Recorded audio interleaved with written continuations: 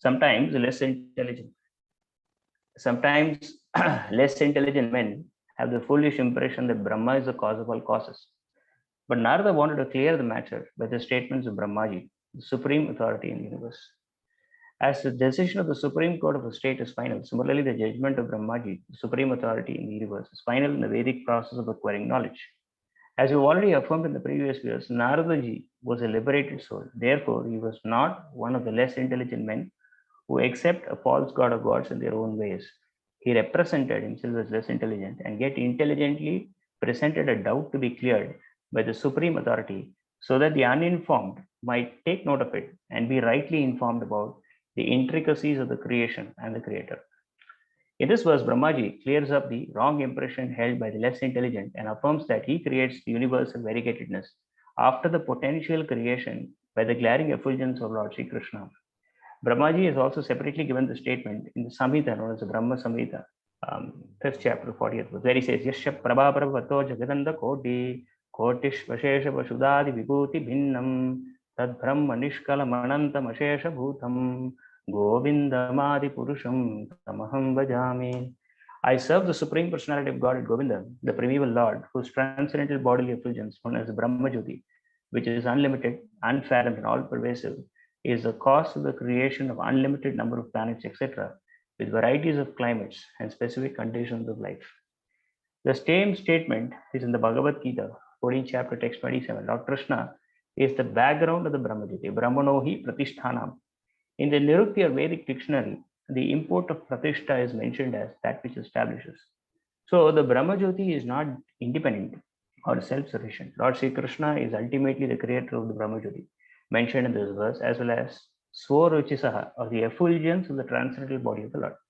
This Brahmajyoti is all-pervading, and all creation is made possible by its potential power. Therefore, the Vedic hymns declare that everything that exists is being sustained by the Brahmajyoti. Sarva kalam idam Brahma.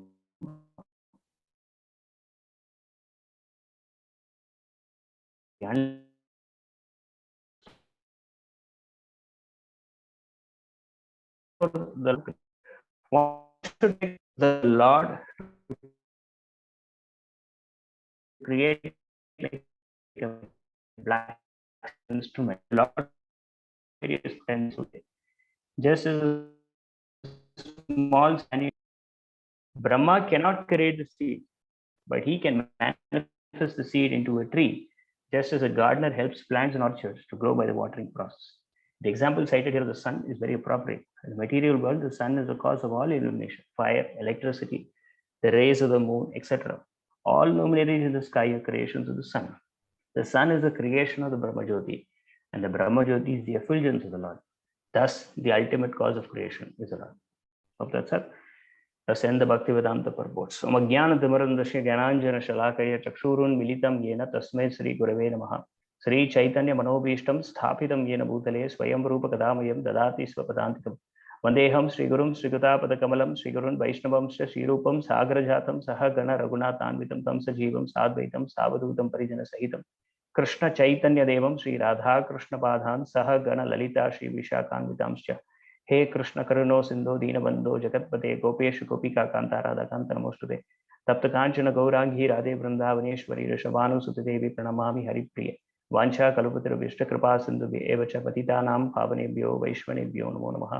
नमो ओं विष्णुपादाय कृष्णपृष्ठाय भूतले श्रीमते भक्तिवेदांत स्वामिनिधि नामिने नमस्ते सारस्वते देवे गौरवाणी प्रचारिणे निर्विशेष शून्यवादी पाश्चात्य देशतारिणे जय श्री कृष्ण चैतन्य प्रभु नित्यानंद श्री अद्वैत गदाधर श्रीवास आदि गौर भक्त वृंदा। हरे कृष्ण कृष्ण कृष्ण हरे हरे, हरे Ram Ram Ram Hare Hare. Hare Krishna. Thank you all for once again participating in this morning Srimad Bhagavatam class. As we always say, it's always enlightening to discuss the Bhagavatam, and especially in the morning, as Srila Prabhupada has recommended. Listening to the Bhagavatam every day is so beautiful, so enlightening, and always purifying to the mind. So we are at the second canto of the Bhagavatam. So the second canto, chapter 5, text 11 is where we are. In the Padma Puran, it is mentioned that the first two cantos of the Bhagavatam represent the lotus feet of the Lord. So the Padma Puran describes that all the different chapters of the Bhagavatam or the cantos of the Bhagavatam, how do they make up the entire personality of God? How do they start from the lotus feet of the Lord, move up to his thighs, then to his navel, then to his heart, then to his shoulders, then to his neck, and to his beautiful face. So the 10th canto represents the beautiful face of the Lord. First two cantos represent the lotus feet of the Lord. And which is how we embrace the Bhagavatam. We embrace the Bhagavatam starting from the lotus feet, so that as we move up, we get to see the lotus face of the Lord when we reach the 10th canto. And the lotus feet of the Lord, as you know, is all auspicious. There is this very beautiful verse in the Gopi Geet, which glorify the lotus feet of the Lord. The verse that we can remember, it's a very beautiful verse. Srimad Bhagavatam, go to the Veda base. So whenever we talk about the lotus feet of the Lord, this verse we can always remember.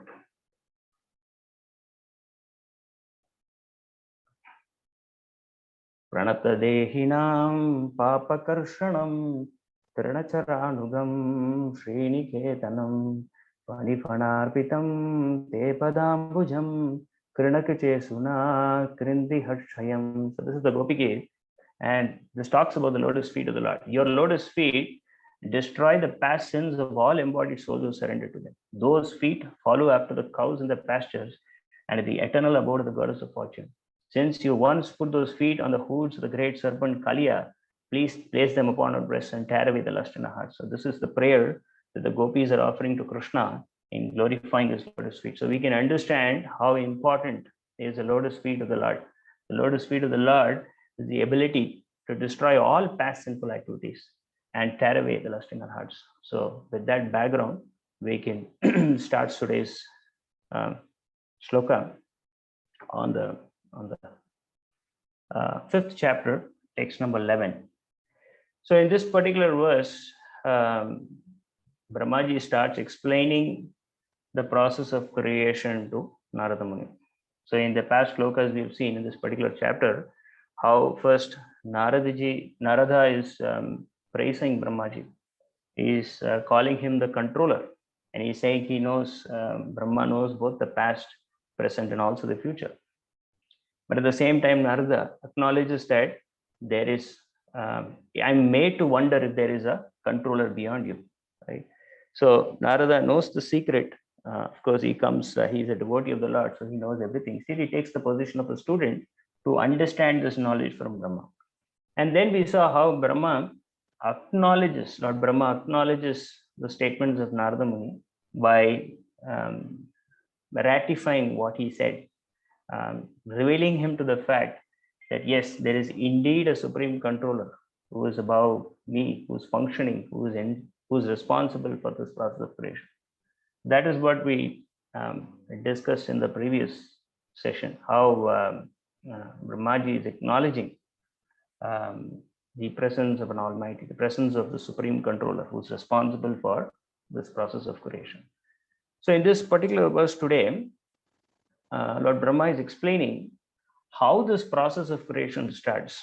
So one of the things that is relevant to the process of creation is this effulgence of the Lord, personal effulgence of the Lord called Brahma Jyoti. So this Brahma Jyoti is basically the effulgence generating from the body of the Lord. And this effulgence is so powerful that sometimes makes people understand that this effulgence is all in all. So this effulgence, many philosophers contemplate on this effulgence and declare that this effulgence is all in all. So much is the influence of this effulgence. And in this particular translation, it is mentioned that just as the sun manifests its fire, just as when we see the sun, we see the sunshine, and when the sunshine is there, through the sun's energy, fire is created. the light of the moon is created. So the aspect called light is manifest through the energy of the sun. Similarly, this material world, the living entities in this world are manifest through this effulgence called Brahmajyoti. So this is a statement that Brahmaji is making to Narada. And this is a very important statement, because unless Lord Brahma reveals this, it is very difficult to understand this phenomenon. Right? Just like when we look at the sky, we are made to believe, right, that the sky is the source of whatever light is coming, or the sun is the source of whatever light is coming. But only when we go beyond the light, we know, oh, okay, there is a sun, and beyond that sun, there is a sun planet. Then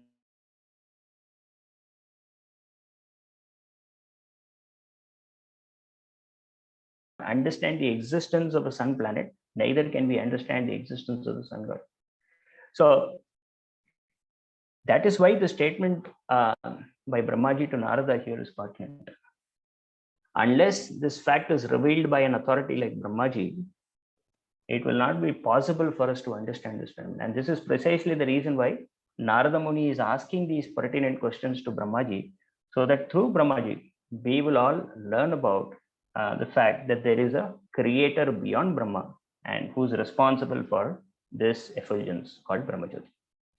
Now, in the Bhagavad Gita, Krishna explains this fact very beautifully. In chapter 9, text 4, the shloka all of you know, Matstan Maya tatam idam sarvam jagat avyakta murtina matstani sarva bhutani nachaham teshva avastitah. So Krishna here explains that by me in my unmanifested form, this entire universe is pervaded. All beings are in me, but I'm not in them. So here Krishna says, Jagat Avyakta Murtina. So Krishna clarifies that by me in my unmanifested form. So this unmanifested form is nothing but the Brahmajyoti. The same thing, what Brahmaji is referring to here as Brahmajyoti is what Krishna is referring to here in Bhagavad Gita, saying that in my unmanifested form, this entire universe is pervaded. All beings are in me, but I'm not in them. So Krishna also explains the same phenomenon in the Bhagavad Gita, that this entire universe is coming into being through this effulgence called Brahmajyoti, but this Brahmajyoti is again created by me. In the next verse, it is further mentioned, Nacham matstani bhutani pashyame yogamaishwaram bhutavrin nacha bhutasto mamatma bhuta bhavanaha. And Krishna says here, and yet everything that is created does not rest in me. Behold my mystic opulence. Although I'm the maintainer of all living entities, and although I'm everywhere, still myself is the very source of creation. So here Krishna is saying that everything is created by me, but it does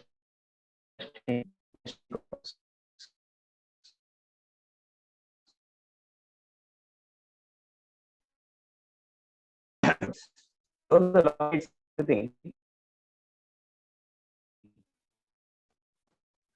The Lord, everything is the energy of the Lord. Everything, that's why Prabhupada in the purport he says, Parasa Saktir Vividaiva Struyati. Everything that is manifested in this world is an energy of the Lord. So when the Lord creates all his different energies, the energies get manifested. But when Krishna says the creation does not rest in me, that everything that is created does not rest in me, what this means is, just like Prabhupada gives this example of a king. When a king manages his kingdom, the king has various departments in the kingdom. Now, the king is not personally present in all of the departments, but just by the energy of the king, it all belongs to the kingdom of the king. Similarly, this entire material world is created. It has its different potencies for creation, different energies for creation, and these energies manifest themselves by the will of the Lord. But the Lord is not personally involved in creating everything. So, example of this king,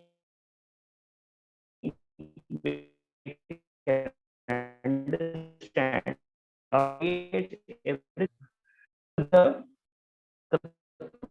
position of the Lord, the unique position of the, this is right in this personal Bhagavad Gita, where it is said, Brahmano hi pratishtaham amritasya sacha shashvatasya cha dharmasya sukasya kasya cha. And I am the basis of the impersonal Brahman, which is the constitutional position of ultimate happiness.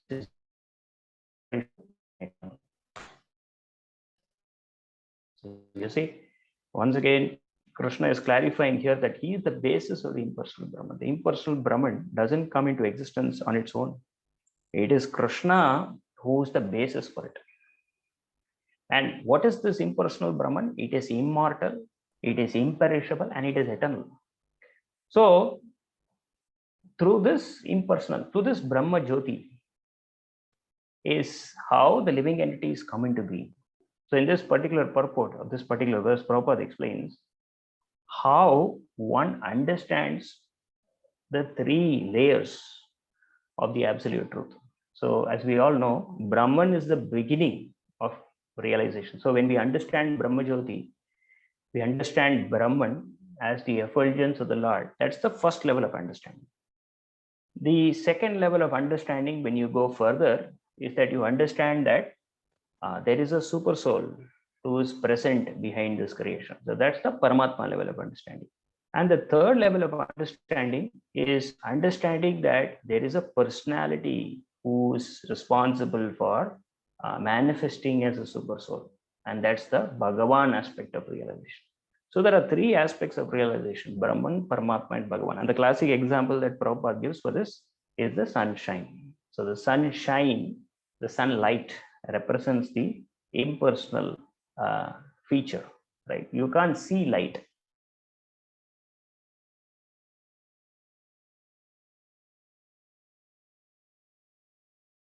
So that is impersonal. Light is impersonal. So that's the impersonal understanding. But because light, you know that there is a source for that light, which is the sun. So when you understand where this light comes from, that takes you from the platform of Brahman realization to realizing the source of that light, which is the sun, which is the Paramatma state of realization. The sun globe or the sun planet is the Paramatma stage of realization. But then if you stop there and conclude, okay, it is the sun globe or the sun planet which is producing this light, then that understanding is also not clear. You need to know who is managing that sun globe or sun planet. Because anything that is created in this world, there should be some cause, right? Without cause, there is no effect. This is what science explains. That's why in the Brahma Samhita, Brahma is Sarva Karana Karanam. There should be a cause. So when you further go up and then try and understand, okay, who is managing the sun globe or sun planet? The sun god. So this is the level of the Bhagavan stage of realization. So there are three stages of realization: Brahman, Paramatma, and Bhagavan. Now, once you understand the Bhagavan stage of realization, that is a sun god, then there is sunshine. The Bhagavan stage of realization is the highest. Just like when you take up the 10th standard syllabus, you already know the syllabus till 9th standard, right? So similarly, when you understand the Bhagavan stage of realization, the understanding of the super soul and the Brahman stage of realization is automatically included. But if you stop with the Brahman stage of realization, that will not give you the complete understanding of the absolute truth.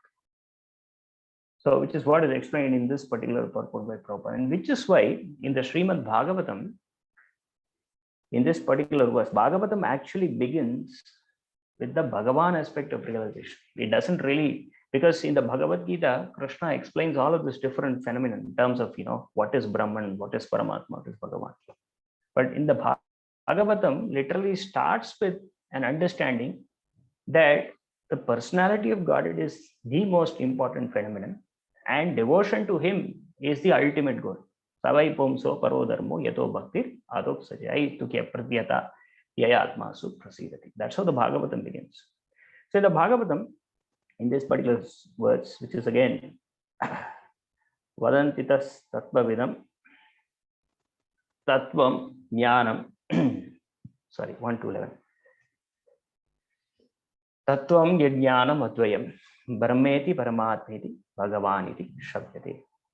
So it is said, learn a transcendentalist who know the absolute truth, call this non-dual substance Brahman, Paramatma, or Bhagavan. So this is the way by which we understand, or the absolute truth made up of these categories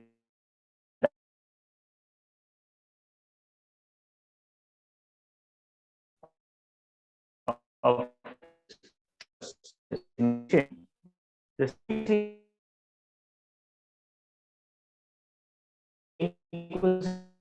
the student well equipped with life by rendering devote in terms of what is heard from the Vedanta Study. Bhaktya Sruta Grihitaya. You see? So to get to this platform of understanding the Bhagavan aspect, or even the Paramatma, the Brahman aspect, if one renders devotional service, he directly understands the personal aspect of it. And when one understands the person, then everything is there. Everything is there. It is only when we stop with the Brahman stage of realization that their understanding is incomplete. But this is a very, it's a very difficult science unless we accept the authority of the Bhagavad Gita, Bhagavatam. And coming to this point is not so easy. Because if you look at it, even practically, this world, there are a lot of people who like to restrict their understanding up to the Brahman stage, because it gives them an argument that they need not get restricted to any religion or any caste. So it's easier for them to convince themselves, which is why a lot of people like the Brahman understanding. Because the Brahman understanding, you don't have to categorize yourself under any religion or any faith, right? So which is why a lot of people are easily convinced to that level of understanding. They think that, oh, this is the ultimate.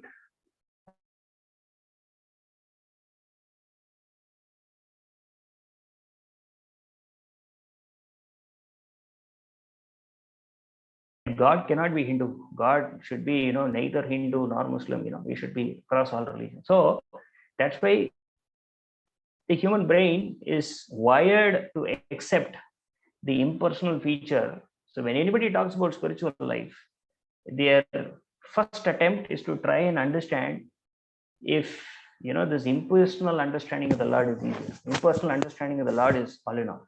Now that's how they're wired to think.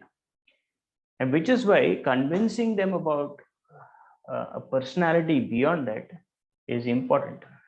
If they have to come to the stage of understanding the personal aspect of the Lord. Because unless one comes to the personal aspect of the Lord, one cannot get real happiness. The Brahman stage will give you some element of happiness, right? But Brahman stage also is what? Brahman stage is not the purest form, because in the Brahman stage, you are still with the understanding that you can also become God. You can become one with Lord, is how you're thinking. It is only the stage of Bhagavan, where you practice the principles of bhakti, that you can become a servant of the Lord. And becoming a servant of the Lord gives one more pleasure than actually being in the stage of Brahman. And so this is very beautifully explained in this pastime of Dhruva Maharaj in the 4th canto of the Bhagavatam. So as you all know, Dhruva Maharaj, he went to the forest and he practiced austerity. He meditated under the instructions of Narada Muni. He practiced austerity for 6 months to personally see the Lord and ask him the position of becoming somebody the level of Brahma, or even greater than Brahma, so that he can, he need not go and ask his father. So he wanted to sit on his father's lap, and his father refused. King Uttanpad, when he refused, he was very disappointed. And so he went and asked his mother Suniti. So Suniti advised him that if you want something, you should go and ask Vishnu. So Dhruva Maharaj took this instruction so seriously that he went to the forest and he wanted to practice austerity to see Vishnu personally and ask him for a position greater than that of Brahma. So while he went to the forest, Narada Muni tested him. Narada Muni was a spiritual master. So he came. Whenever a devotee is inquisitive, the Lord senses whenever a living entity is inquisitive, the Lord senses devotees. So Narada Muni came there and inquired Dhruva Maharaj, what is it that he was trying? So Dhruva Maharaj said, this is what he wanted. He wanted a position as great as that of Brahma. So Dhruva Maharaj, Narada Muni then advised Dhruva Maharaj how to practice austerities. What is the method that he has to practice if he has to see the Lord in person? And he also warned Dhruva Maharaj that it is not so easy. But in spite of that, Dhruva Maharaj took up the process, and in 6 months, he was there to see the Lord. So in the prayers of Dhruva Maharaj, in the 4th canto, 9th chapter, I read from verses 7. I think verse number 10 is the verse that I wanted to show you, but I'll show you from verses 7, 8, 9, and then 10. So here, Dhruva Maharaj is saying, my Lord, you are the Supreme One, but by your different energies, you appear differently in the spiritual and material worlds. You create the total energy of the material world by your external potency. And after creation, you enter within the material world as a super soul. You are the Supreme Person, and through the temporary modes of material nature, you create varieties of manifestations, just as fire, entering into the wood of different shapes, burns brilliantly in different varieties. You see how after having darshan of the Lord within his heart, to practicing the austerity, Dhruva Maharaj is revealing his realizations. So here he is accepting that the Supreme Lord is the one from whom all energies are coming. He further goes on to explain in the next verse. Oh my master, Lord Brahma is fully surrendered unto you. In the beginning, you gave him knowledge, and thus he could see and understand the entire universe, just as a person awakens from sleep and visualizes his immediate duties. You're the only shelter of all persons who desire liberation, and you are the friend of all who are distressed. How, therefore, can a learned person who has perfect knowledge ever forget you? So here he explains how he is the controller, he's the supreme controller, and how Brahmaji, who was fully surrendered to him, was able to undertake this task of creation by his supreme will, and how the Lord is the friend for all who are distressed. In the next verse, persons who worship you simply for the sense gratification of this bag or skin are certainly influenced by illusion energy. In spite of having you, who are like a desire tree and a cause of liberation from birth and death, foolish persons such as me desire benedictions from you for sense gratification, which is available even for those who live in hellish conditions. So here Dhruva Maharaj is repenting for the fact that he was asking the Lord for material profit. So through his austerities that he was performing, instead of asking devotion, bhakti, and absorption in that bhakti, Dhruva Maharaj was actually, even before seeing the Lord, he was wanting to ask the Lord for a material benediction. He is repenting for that. Now in the next verse, you see what Dhruva Maharaj will say. And this is the verse that I wanted to show you. My Lord, the transcendental bliss derived from meditating upon your lotus feet, learning about your glories from pure devotees, is so unlimited that it is far beyond the stage of Brahmananda, wherein one thinks himself merged in the impersonal Brahman as one with the Supreme. Since Brahmananda is also defeated by the transcendental bliss derived from devotional service, then what to speak of the temporary blissfulness of elevating oneself to the heavenly planets, which is ended by the separating sword of time. Although one may be elevated to the heavenly planets, he falls down in due course of time. So in this particular verse, is very clearly explained that the pleasure that is derived, the transcendental bliss that is derived upon meditating on the lotus feet or hearing about the glories of pure devotees is so unlimited that it is far beyond the stage of Brahmananda. So sometimes the impersonalists think that the stage of Brahmananda gives one absolute pleasure. But in reality, it doesn't give one pleasure. the pleasure that is derived from the devotional service of the Lord is far more higher. And the same point is here clarified the discussion between Kapila Muni and Devahuti. So when Kapila Muni is explaining to his mother Devahuti on the aspects related to devotion, he makes a similar point. He says, thus, because he is completely absorbed in thought of me, the devotee does not desire even the highest benediction obtainable in the upper planetary systems, including Satyaloka. He does not desire the 8 material perfections obtained from mystic yoga, nor did he desire to be elevated to the kingdom of God. Yet, even without desiring them, the devotee enjoys, even in this life, all the offered benedictions. So, this is the position of a devotee. A devotee is so absorbed in the thought of the Lord that this Brahma Jyoti becomes irrelevant to him. They're not something that is very important for him. Because the pleasure that he derives from rendering service to the Lord is far, far higher as compared to what this experience of Brahma Jyoti or Brahmananda. Right? That's a very, very important point. This Brahmananda doesn't give one real pleasure. That's why a devotee's position is supreme. A devotee's position is supreme because he gets unlimited enjoyment. And why he gets this unlimited enjoyment? Because the Lord himself surrenders to a devotee. The Lord himself becomes a devotee of his devotee. So there's this very beautiful incident, pastime that happened. So there's one person who came and asked Prabhupada that, in fact, there are quite a few pastimes related to this in the life of Srila Prabhupada. So there's one person who comes and asks Prabhupada that he wants to become God. Prabhupada says, okay.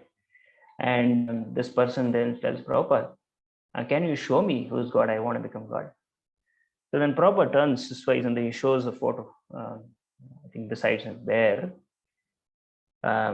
He sees Krishna as a small child, and then he sees Mother Yashoda with a stick in her hand. So this person asks Srila Prabhupada, referring to that little boy as your God? Prabhupada says, yes, he is our God.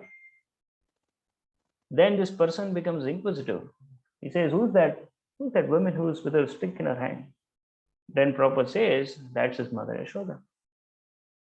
So then Prabhupada says, now you tell me whether you want to become God or you want to become the servant of God.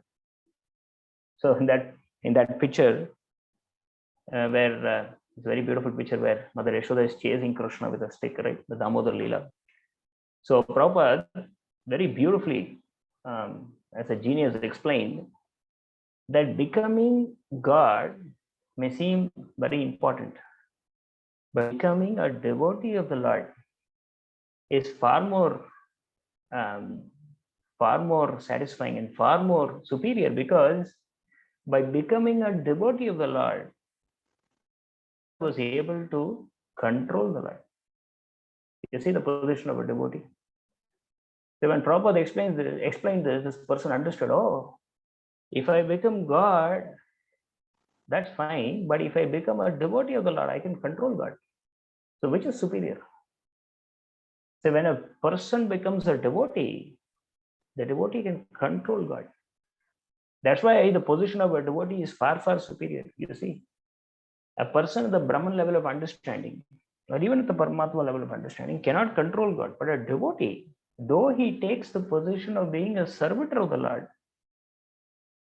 actually controls the Lord by his devotion. Of course, the Lord doesn't allow him to be controlled just like that whimsically. When one is devoted, the Lord sells himself to that devotee. We explained, right, in the 9th canto, 4th chapter 63. Aham bhakta paradino, ai swatantrata ivadvija, sadava grasta hridayo, bhakte bhakta janapriya. So this is the verse. This is the verse spoken by Narayana in this Ambarish Maharaj incident, where Durvasa Muni offended Ambarish Maharaj, and when finally the Lord spoke to Durvasa Muni, the position of a devotee, the position of his relationship with the devotee. Lord says here, the Supreme Personality of Godhead said to the Brahmana, I am completely under the control of my devotees. Indeed, I am not at all independent. Because my devotees are completely devoid of material desires, I sit only within the cores of the hearts. What to speak of my devotee, even those who are devotees of my devotee are very dear to me. So this point is very important. Completely devoid of material desires. The the Brahman and the persons who are attracted to the Brahman effulgence and who think that to be all in all, they want to become one with God. So they still have the material desires of becoming one with God. But a devotee has no such desire. He only wants to serve the Lord.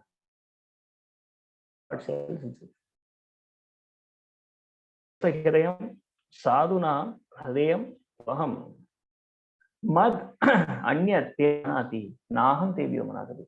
The pure devotee is always within the core of my heart, and I'm always in the heart of my pure devotee. My devotees do not know anything else but me, and I do not know anything else but them. You see, this is the position of a devotee. That's why when Krishna in the Damodar Leela, when he's being chased by Mother Yashoda, it is said, right? Rudantam muhurnetra yugmam brjantam karam boja yugmena satanka netram muhushvasha kampa trire kanta kanta stitagraivam dhamodaram bhakti. The Lord is crying, Rudantam muhurnetram yugmam brjantam. Tears are flowing from his eyes. And this is not some artificial crying. The Lord is actually getting controlled by Mother Yashoda. He is actually getting controlled by Mother Yashoda, and literally tears are coming from his eyes. Rudantam muhurnetra yugmam brijantam karam boja yugmena sata atanka netram. What is atanka? Atanka means terror, right? Atankvad we say, right? Antakvad means what? Terrorist. Atanka is terrorized. Krishna is terrorized by Mother Yashoda, and tears are flowing from his eyes. Why? Because he is taking the position of the son of a devotee. So when the Lord takes that position, he is completely controlled. It's not some artificial crying. The Lord is really controlled by the devotee. And this is the position of a devotee. The Mother Yashoda with the whipping stick in her hand is chasing Krishna, and Krishna is allowing that to happen because he loves to be controlled by him. That's why to Narada Muni the Lord says, right, Naham tishtanti vaikunte yoginam hridaya vacha yatra tatra tishtanti Narada yatra gayanti madbhakta. So it is explained in this 430, 34. I think this purport is explained. 430, 35. Naham tishtanti vaikunte yoginam hridayeva tatra tishtanti Narada yatra gayanti madbhakta. My dear Narada, I do not reside in the abode of Narada, in my abode, Vaikuntha, nor do I reside within the hearts of the yogis, but I reside in the place where my pure devotees chant my holy name and discuss my form, pastimes, and context. So this is where the Lord resides. The Lord is controlled not by the yogis. The yogi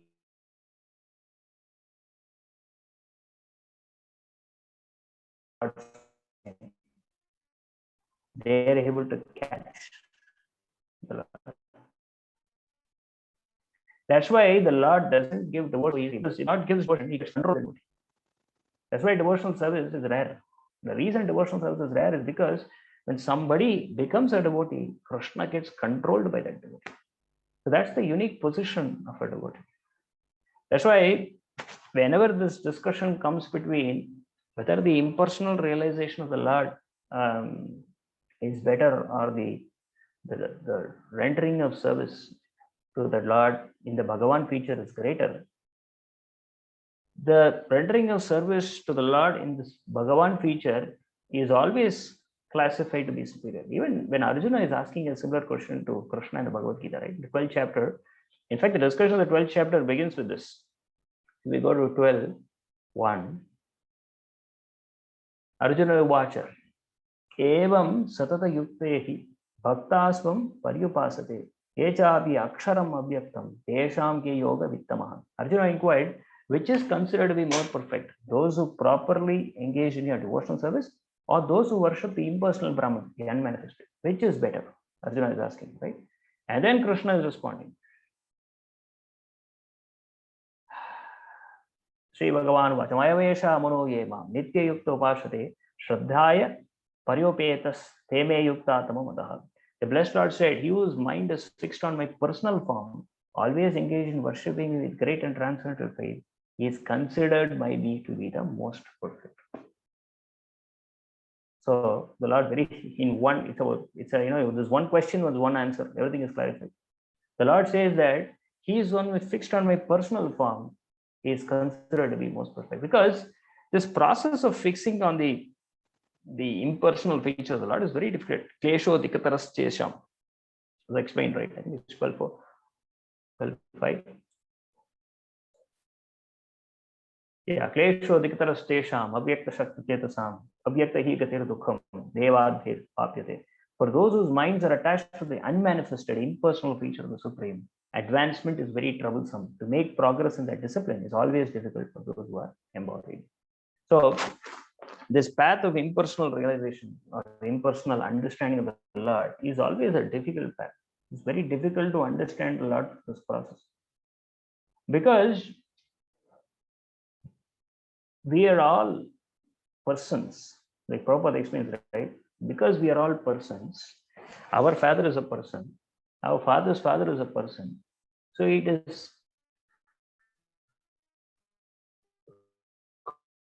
common person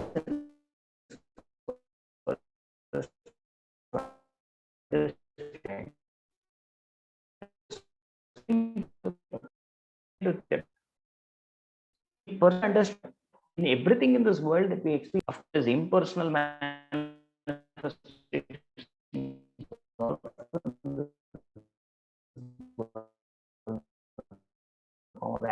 all of that experience in this world is all with personal aspects, and which is what understanding of the Lord is practical. So that's why Krishna says in this verse that for those whose minds are attached, we know Sarva Dharman Parityaja Mamekam Saranam Praja Aham Tvam Sarva Papebhyo Moksha Yishyami Masujaha. That the Lord explains is the supermost confidential instruction that is given to us. So, in this way, even including the Bhagavad Gita, all these three stages and really establishes the supremacy of bhakti. Supremacy of bhakti. There is nothing greater than bhakti. It says Bhaktyamam Abhijanati Yavin Yaschasmi. If one wants to understand the Lord, then it is possible only by bhakti. Now, while we have seen how bhakti or the Bhagavan aspect of the Lord is superior to the impersonal aspect of the Lord, of course, there are a lot of people who are attracted to the impersonal feature. And when they are attracted to the impersonal feature, they think that that is everything. So for them to come to that realization that there is an element beyond this, that happens only when they come in contact with devotees. Right? Just like the four Kumaras, right? The four Kumaras, when they visited Vaikuntha. So the four Kumaras were also the sons of Brahma. They also had an impersonal realization of the Supreme. Never had a personal realization of that. So when they went to Vaikuntha, wanting to meet Vishnu, right, that's when they were able to experience the bliss that one can get by associating with the Lord. So when Vishnu appeared before the Kumaras, and when the Kumaras smelled the aroma of the tulsi leaves offered to the lotus feet of Vishnu, that is when their minds, the minds were attracted to the personal feature of the Lord. It is explained in the third canto, in the description of the Vaikuntha planets. There's this verse that comes, the four Kumaras. Tasyaravinda Nayanasya Padaravinda Kinjalka Mishra Tulasi Makarandavayu Antargatasva Vivarena Chakarastesham Sankshovamakshara Jusham Abhijittadanvu. When the breeze carrying the aroma of tulsi leaves from the toes of the lotus feet of the personality of Godhead entered the nostrils of the sages, they experience a change both in body and mind, even though they were attached to the impersonal Brahman understanding.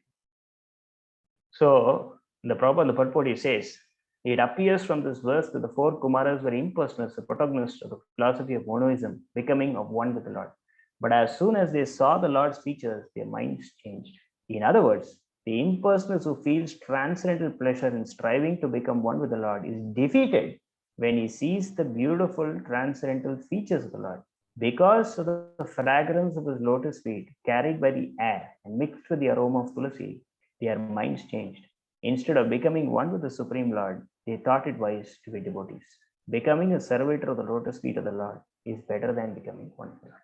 You see, Prabhupada very beautifully explained. So this is how the sages, the four Kumaras, they're completely attracted to the personal feature of the Lord just by smelling the aroma of tulsi leaves from the toes of the lotus feet of the Lord. Like how Dhruva Maharaj, when he saw the Lord, he also experienced that feeling. Same thing here, the sages experience. So, in fact, even when Chaitanya Mahaprabhu was personally in this planet, so Chaitanya Mahaprabhu, we all know that there's this famous discussion that happened between Chaitanya Mahaprabhu and Prakashananda Saraswati. So this Prakashananda Saraswati was a Mayavadi. Mayavadi means, so the philosophy of Mayavad is everything is a transformation of the Brahman, and which means the Brahman itself gets transformed, and we are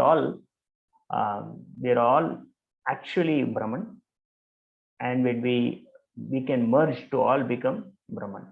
So Brahma Satya Jagat Nitya. This is the philosophy of Mayavad. So this Prakashananda Saraswati, especially in Varanasi, so many Mayavad sannyasis, and their philosophy was based on this impersonal conception. So when Mahaprabhu appeared on this planet, Mahaprabhu, of course, was so merciful, and Mahaprabhu, that's why Chaitanya Mahaprabhu is described to be a very merciful incarnation. The reason Chaitanya Mahaprabhu is described to be a very merciful incarnation is because he not only liberated, persons who were attached to the atheistic way of life, Yavanas and Lechas, but he also gave shelter to the impersonalist philosophers who had misdirected their understanding of the absolute truth. Because Mayavadi, generally they said Mayavadi Krishna Aparadi. Because they reject the personal form of Krishna, they are aparadis, they are offenders. But even to such offenders, Chaitanya Mahaprabhu is very merciful. In fact, it is said in this verse how Chaitanya Mahaprabhu used to preach in the Chaitanya Charitamrita. So very beautiful understanding of how Mahaprabhu used to preach. Adi 737. Maybe give one more.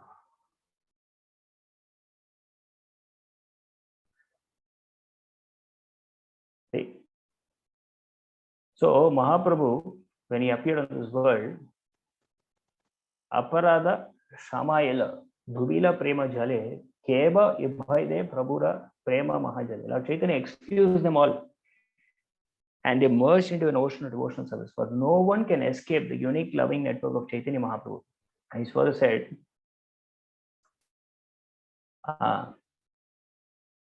Saba Nishtarite Prabhu Kripa Avatar, Saba Nishtarite Kare Chaturi Apar. So Chaitanya Mahaprabhu appeared in order to deliver all the fallen souls.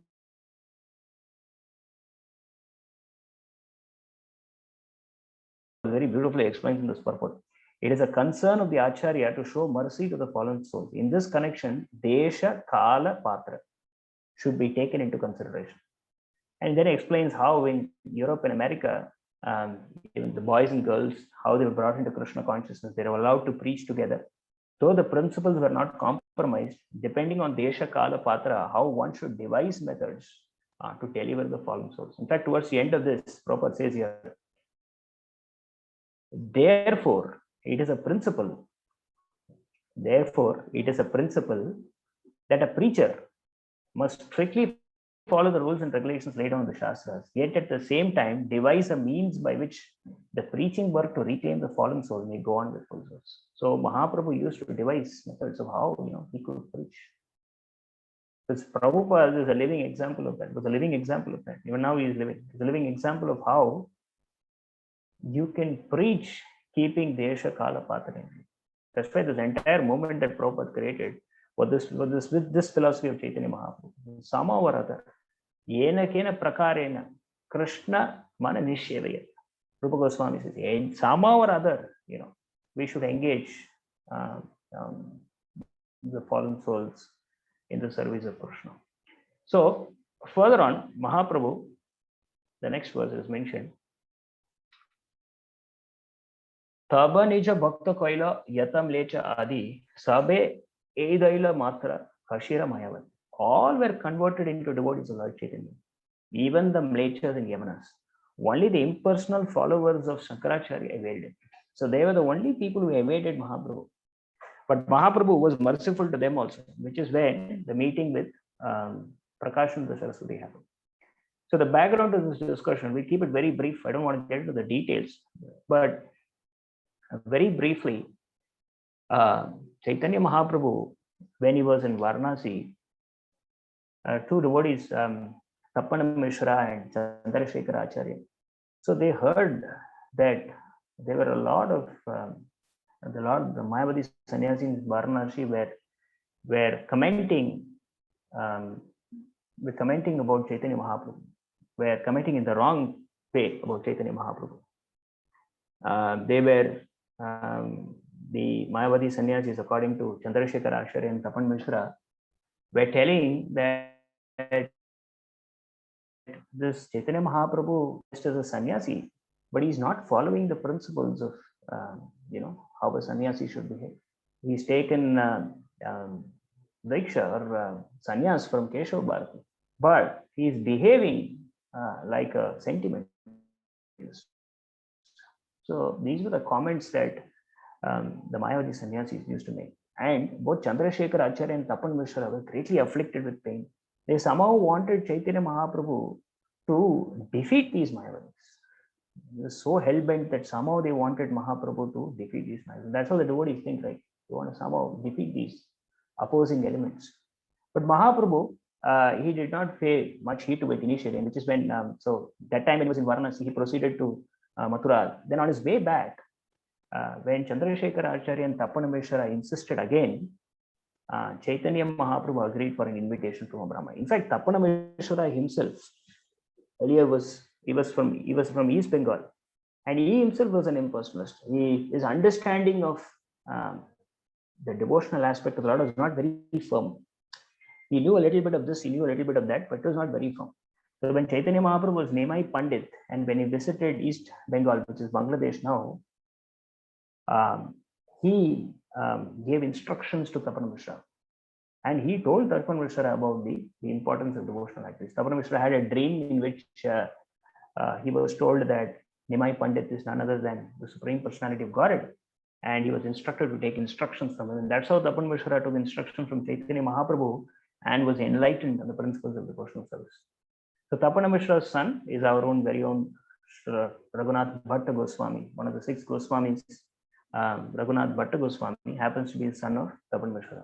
So Tapan Mishra settled in Varanasi, and Chaitanya Mahaprabhu when he visited Varanasi, he used to take prasadam at Tapan Mishra's house.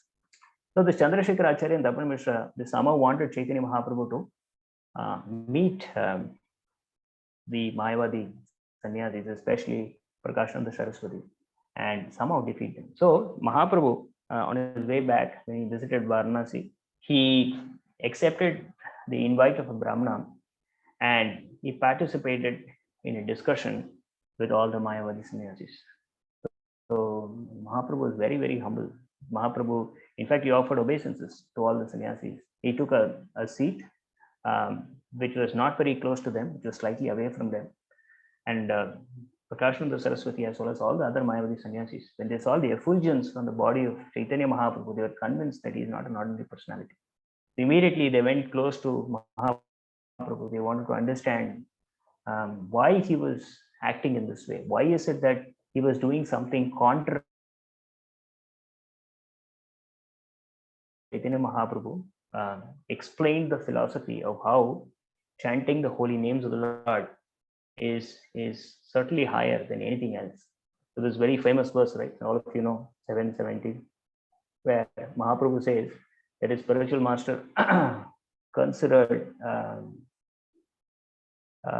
considered him to be a not so exalted person.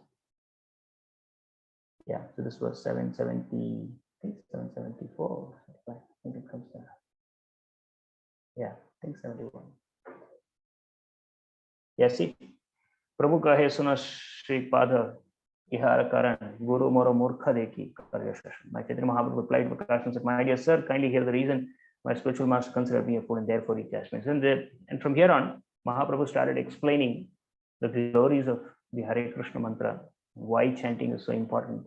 And he explained the import of the Vedas, in terms of what the Vedas prescribe.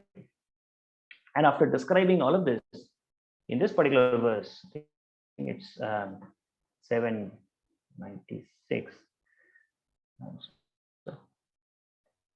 where Mahaprabhu concludes on the transcendental bliss that one gets by actually following the principles of bhakti. And if it's here, so this is the alternatives. I think it's 796, I think, yeah, 797, I think so. Yeah, so Krishna nama ye ananda sindhu ashwadan brahmananda tara age katogata. Compared to the ocean of transcendental bliss that is tasted by chanting the Hare Krishna mantra, the pleasure derived from impersonal Brahman realization, Brahmananda, is like a shallow water in a canal. So this is the conclusion that Chaitanya Mahaprabhu came to and gave it to Prakashananda Saraswati. Now after this, Prakashananda Saraswati surrendered onto the Lord, and they also started taking the path of bhakti. So of course, this discussion is a very lengthy discussion where Mahaprabhu defeats all of the different aspects related to how the Vedic conclusions propagate the absolute truth to the impersonal. Then he establishes the principles of bhakti. He talks about the three stages, right, where Sambandha, Abhideya, Prayojan, talks about all of this. And finally, he says that the ocean of transcendental bliss that is tasted by chanting the mantra is far beyond the impersonal Brahman realization. So this is how we understand the supremacy of bhakti. The supremacy of bhakti, or the process of chanting Krishna's names, can give one pleasure which is much more higher than the Brahman stage of realization. That's why this chanting is all inclusive. Chanting Krishna's name is all inclusive. It has everything that one needs. The pleasure that one will derive by chanting is immeasurable. Like Rupa Goswami says, right? Needs millions of years and millions of tongues to chant. That means there is so much pleasure in chanting Krishna. We cannot estimate the pleasure that one can derive by chanting and hearing Krishna names. Of course, today we are in a stage where we are not able to fully understand that pleasure, because there is a stage of sadhana bhakti where we are trying to give attention to chanting the holy name. But as we continue giving more attention to the Lord, even I think one thing that you would have all seen, when you chant Krishna's names, when you give it attention, there will be a taste that you will derive. That's why anybody who comes first, when they start chanting Hare Krishna mantra, they derive taste. And that is how they increase their rounds from 1 to 2 to 2 to 4 to 6 to 8 to 10. That happens because there is a taste that comes when you chant Krishna. You know why that taste goes? Actually, the taste doesn't go. Because we become familiar with chanting the Hare Krishna mantra, we stop giving attention to the holy name. That's all. Even now, even today, when we deliberately give attention to Hare Krishna mantra, you will still see the same taste that we can experience. Because we become familiar with the holy name, we stop giving attention.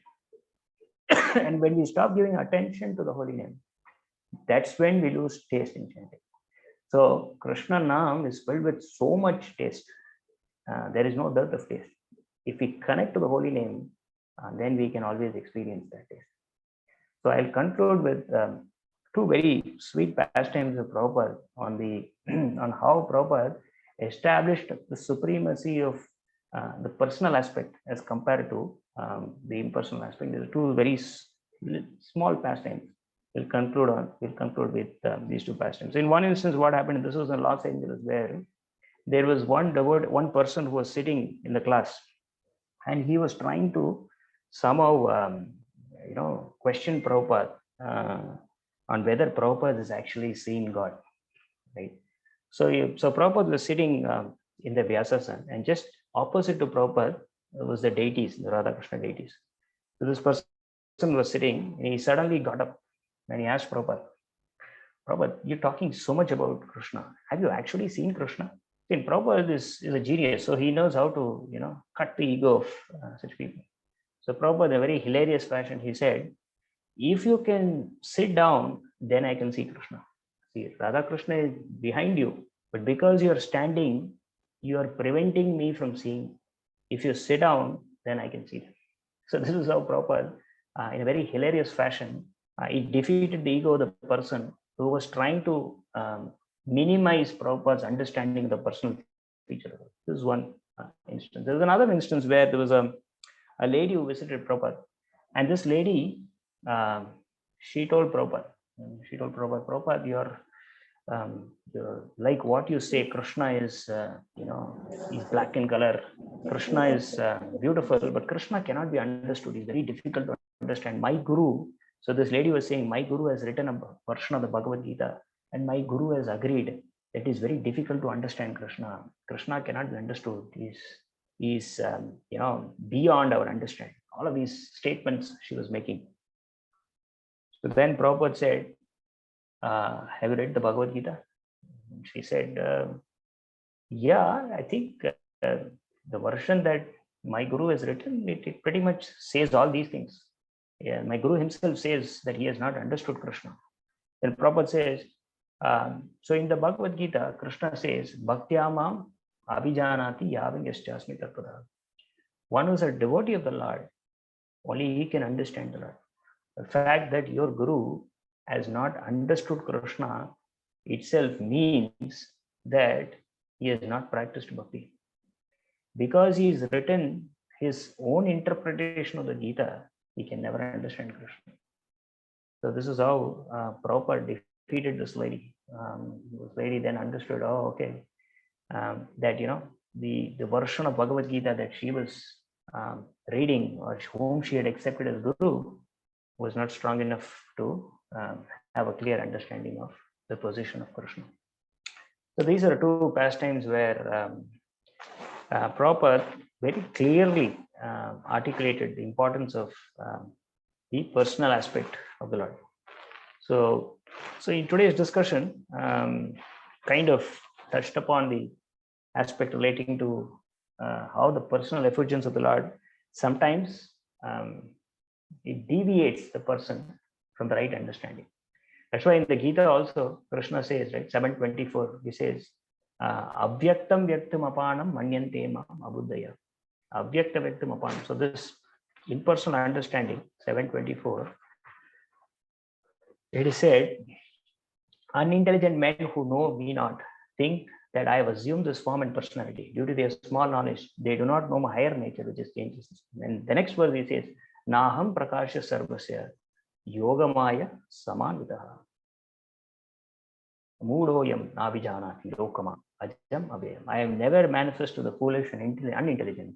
For them I am covered by my eternal creative potency. And so the deluded world knows me not, who are unborn and fallible.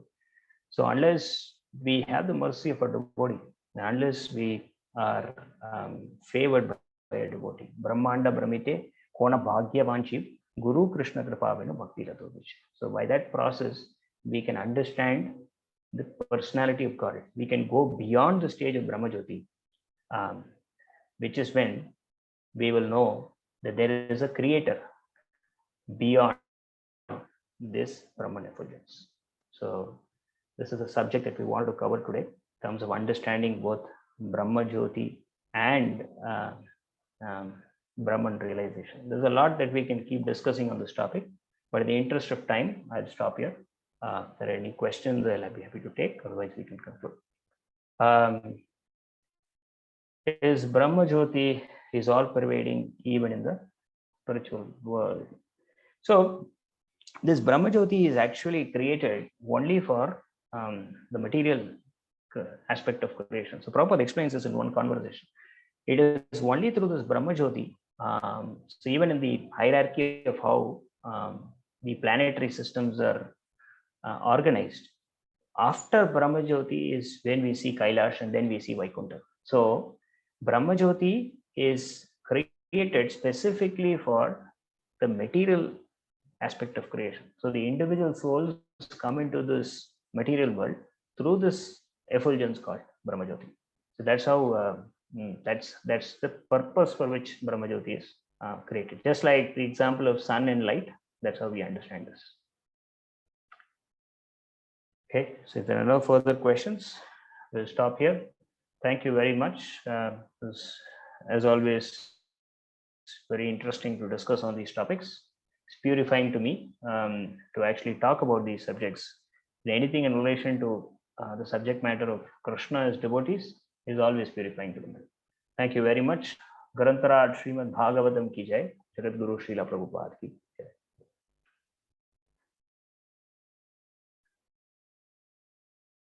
Hare Krishna.